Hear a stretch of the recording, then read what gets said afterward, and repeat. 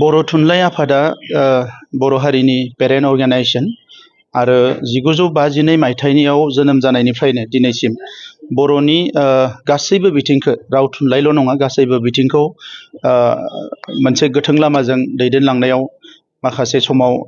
बिथांमोना knowledge inputs आरो माखासे समाव फिजिकेलि गोबां खामानिफोरखौ मावबोदों आरो बिनि थाखायनो दिनै जों बयबो गोग्गानाय मोनो जे जोंनि बर' रावा बेसेबांबा जौगाबाय 80 सिटआव थिसनजाबाय बर' रावजों रिसार्च जागासिनो दङ जोंनि स्कलारफ्रा गावनि बिमा रावजोंनो स्टाडि आरो रिसार्च खालामनो हानाय जाबाय दा नैबे समाव बर' थुनलाइ आफादा बेखौ मोनदांदों जे मोनसे माल्टिलेंगुवेल डिक्सनारि गोनां जादों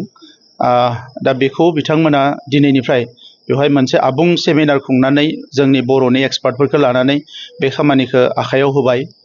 बेनि उनाव माखासे गुबुन गुबुन खामानिफोरबो बिथांमोना आखायाव होनो नागिरदों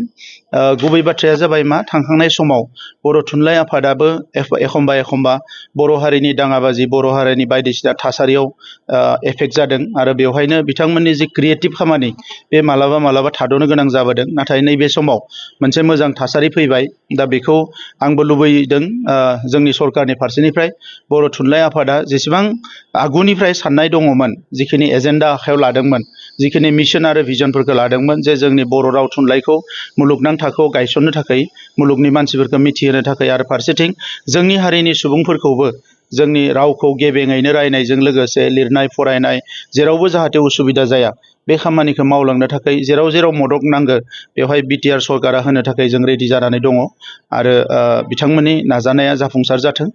आरो आं मोनसेल' बाथ्रा खावलायगोन जोंनि हारियावबो गोबां स्कलार्सफोर ओंखारबाय रिसार्च खालामग्रा सुबुंफोर ओंखारबाय बिथांमोनाबो बर' थुनलाइ आफादजों थाफानानै बेफोर खामानि मावनायाव मदद होनांगौ मानोना हारि दानाया सोरबा हारसिं मोनसे आफाद एबा सासे मानसिनि दारै बियो सम्भब जाया जुदि बयबो बेखौ मदद होआबा दा नंखायनो दिनैनि समाव जायफोर रोंखा राखा एक्सपार्टफोर ओंखारबाय बे एक्सपार्टफ्रा गावबा गावनि केरियारजों लोगोसे हारिनि थाखाय जाहाथे एफा सम होयो एफा मदद होयो आं बेखौ खावलायदों नट इन टार्म्स अफ मानि थाखा फैसानि बेलायाव बुङाखै जोङो जे बिथांमोननि नलेजनि सायाव बिथांमोननि एक्सपार्टिसनि सायाव बेखौ लानानै जाहाथे बे मदद होयो अब्लासो जोंनि बर'नि राव थुनलाइयाबो गुबुन जौगानाय राव थुनलाइजों समान दावगालांनो हागोन आं बेखौनो मिजिंथिदों मोनसे फोसावथाय नोंथांमोननि ओनसोलाव सोरबाफोर ड्राग्स एबा फेग्रा मुवाजों नाख्रेबजानानै थानाय सुबुं दं नामा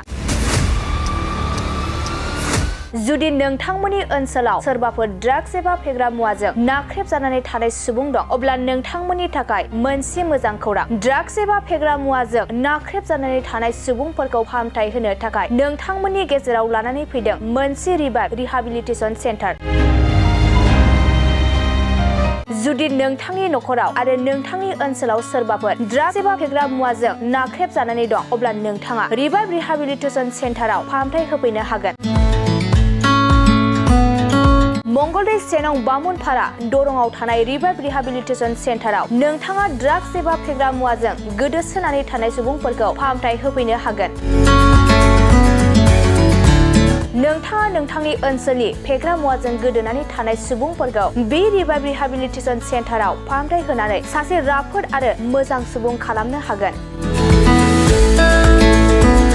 गोबां बाथ्रा मिथिबावनो थाखाय नोंथाङा 9859262926 60030927006 नैबे होनाय जानबुं नम्बराव खौरां लानो हागोन